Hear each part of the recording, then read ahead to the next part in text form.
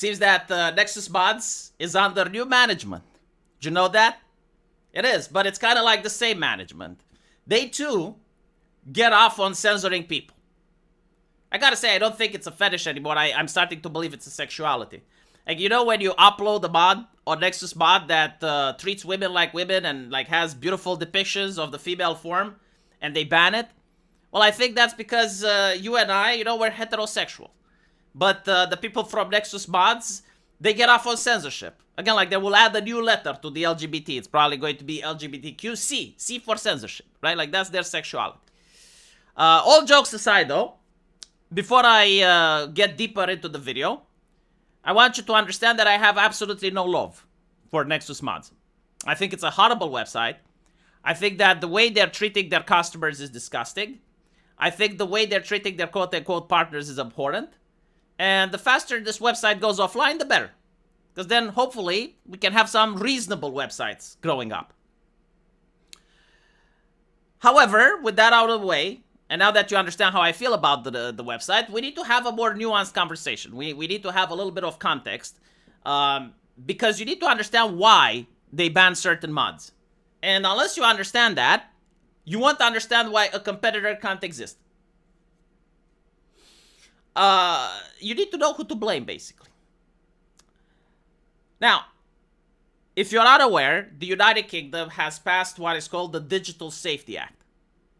And this Digital Safety Act requires platforms, whether they're big, whether they're small, it requires them to censor.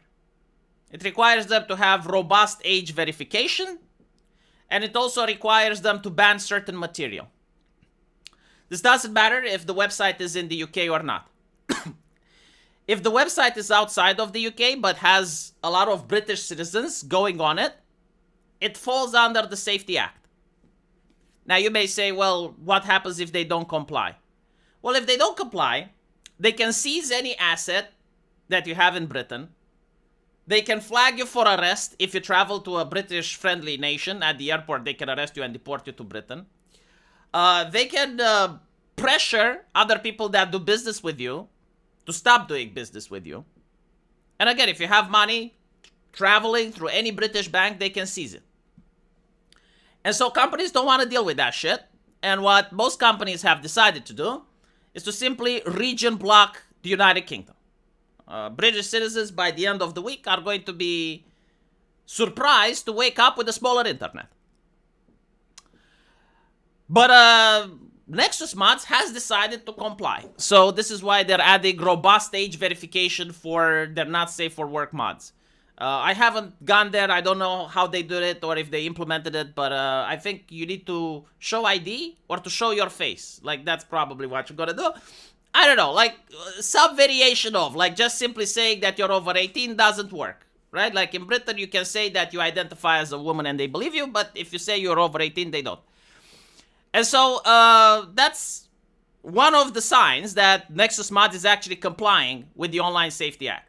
Now, why is this relevant to this particular video game, Ready or Not? Well, in the video game Ready or Not, you get to play as a police officer. You get to play as a member of a SWAT team. And you get sent to deal with stuff that the SWAT deals with. You get sent to fight against the cartels. You get sent to rescue hostages. You get sent to crack down on human traffickers. You get sent to arrest people that molest kids. The video game, many people consider it's a horror game. Not because it's spooky, but because the stuff you see there actually does happen in the real world. Yeah, the game is fantasy, it's make-believe, but like human traffickers exist. The cartels exist, right? So like you get to see the shit that the police officers have to deal with. And the developers, they created a really immersive world. Like they didn't really cut back on anything. They tried to make it as realistic as possible. And unfortunately, when you do that, you brush up against Visa and MasterCard's terms of service, and now you're also brushing against legislation like from the United Kingdom. Like, for instance, if you have a mission where you have people overdosing, well, that's against Visa and MasterCard's TOS. Like, they don't like drugs.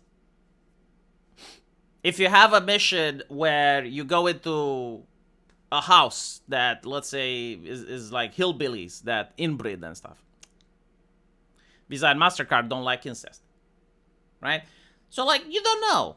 You don't know, because, like, one day Steam allows it, the next day Steam doesn't. Like, right now it's about adult games. Will it creep to other games? No one fucking knows. So what you can do to find out is you get a rating from the ESRB.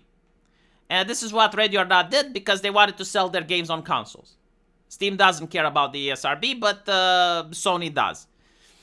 And so they went to the ESRB and they didn't get a qualification. In other words, they're almost considered like an adult game. Again, they're brushing up very closely through Visa and MasterCard's regulations. But more importantly, they're brushing against the UK Digital Safety Act. And so let me explain what's happening. They removed the content from the game. Like, they removed a lot of the stuff in order to make the ESRB compliant. One of the things they removed is in a mission where you go inside a house and it's a drug den. And one of the rooms in that decrepit house is a children's room. And you get to see the child overdosing in the bed. It's like a little girl and she's shivering. And you, as the police officer, you have to call 911. That's a depiction of child abuse. Like, in the video game, you have a child that's being abused. That's child abuse. It's child abuse material. Okay. Is it all right to show it? We don't know. The legislation, right, the Digital Safety Act, is vague. It says that such content shouldn't be showed. And you're making the argument, but like, well, hold on, like, it's not glorifying, obviously, you know, it's done with a specific purpose to add immersion into the game, like you're a police officer, you're dealing with a lot of cases, it's just like one element in the game. All you need is some retarded prosecutor, or someone that, you know, wants to make an easy case, or a name for themselves, or a journalist that wants to attack Steam. And they will use bombastic language the same way that Collective Shout does. Or they can exaggerate what's literally in the game, expecting that most people don't play it. It's reputational ruining. And so Nexus Mods doesn't want to touch that mod. Because the mod, like, literally brings that back in the game. And they're basically treating it like a hot potato. It's like, look.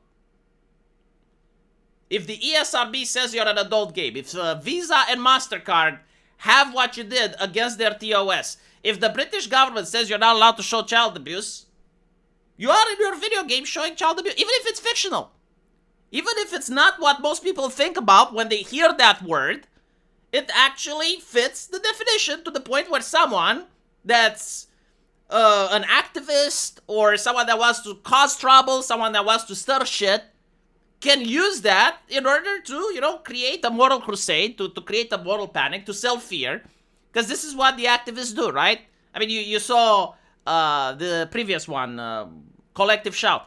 They picked up on a similar game, which is called Detroit. And in that game, you also have a situation with robots. And you have a family where the dad is out of a job, his wife died, and he takes it out on the daughter. And it's a video game where you have choices, and you can choose to do nothing, in which case is the bad choice, is the game over, or you can choose to confront the father, you know, push him off the daughter, and take the daughter and run away with her. Again, it's a story, right? Like it's supposed to get the player to feel emotions.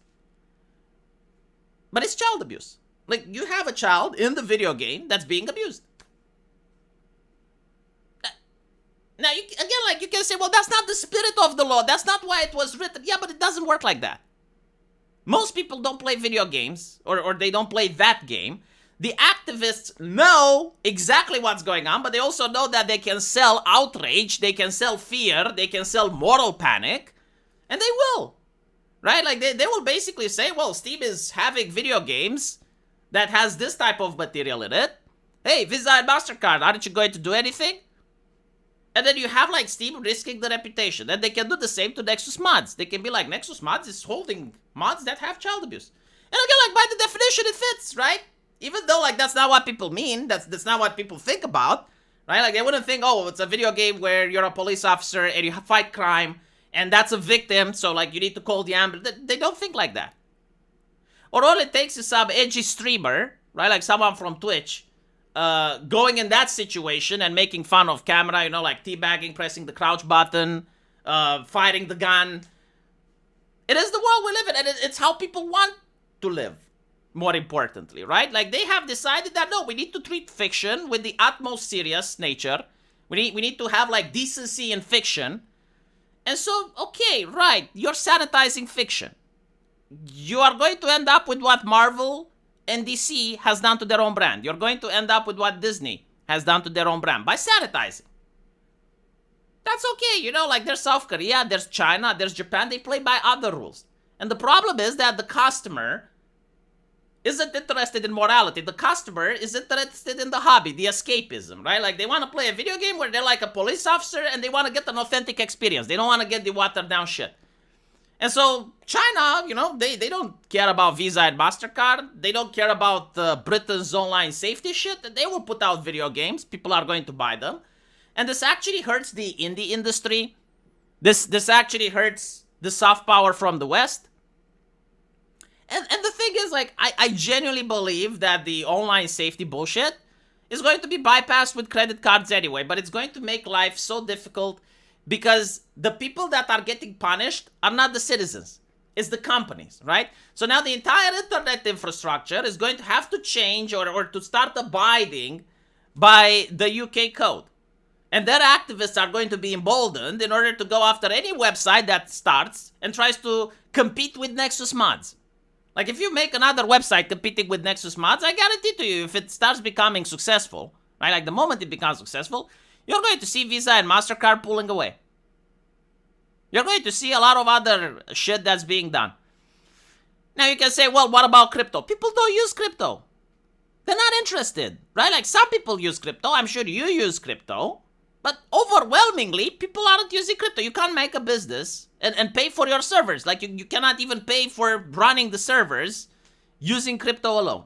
Like, why do you think most websites are caving? If you think, like, oh, using crypto is so simple, like, of course they would have done it up till now. But again, you know, it is what it is. Hopefully, though, 5, maybe 10 years from now, people are going to realize, okay, maybe we went a little bit too far. Sure, you know, like some protections are in order, like obviously. But maybe we exaggerated a little bit. Just a little, you know, like let's dial it back. Let's dial it back into the realm of sanity. You know? But I guess maybe it's wishful thinking for me. But anyway, right, now you know why most indie games are the way they are. Why people aren't trying to push boundaries, why people are trying to create video games like we used to have, like Postal, like, you know, the old GTAs, like all of that. That's why. It's because the censorship is coming from so many directions that if you invest money in a video game, you're worried that maybe you're not even going to make your investment back. Video gaming is not a profitable business anymore. And it's not that people don't want to play video games, it's that the risks are too high. You get censorship from your own audience, right? Like if you make a video game that no one wants to play or like the players find offensive, then you don't get audience. You get censorship from the digital distribution platform like Steam, Sony, so forth, right? Like they already have terms of service, no hate speech, no this, no that. You know, make sure that you get the classification, so you get censorship from the ESRB. Don't show blood, don't show drugs, don't show alcohol, don't show this, don't show that. And then you get censorship from Visa and MasterCard. And then you get censorship from governments. And it's like, okay, good luck making a story. You can't make Game of Thrones. You can't make Spartacus. You can't make the original Mass Effect. You can't make the original Fallout. It is what it is, you know? I think people are just going to start using more AI for entertainment. It's just like offline stuff, create your own stories, do whatever. The chatbot is probably going to be the future, the offline chatbot, because everything else is going to be moderated. I also worry that the dark web is going to become significantly more used by my kids and by the future generation. if this thing continues. Like, you're going to have the surface web that's going to be like cable, probably more boring and sanitized and fake. And then you're going to have like the actual dark web, where our children are actually going to go and not to do crimes or anything, but just to have fun. The way we used to have fun when the internet was less regulated, with shitposts and dank memes and the speech of hate. Anyway, right, let me know what you guys think, and as usual, I will see you in the comment section. Take care.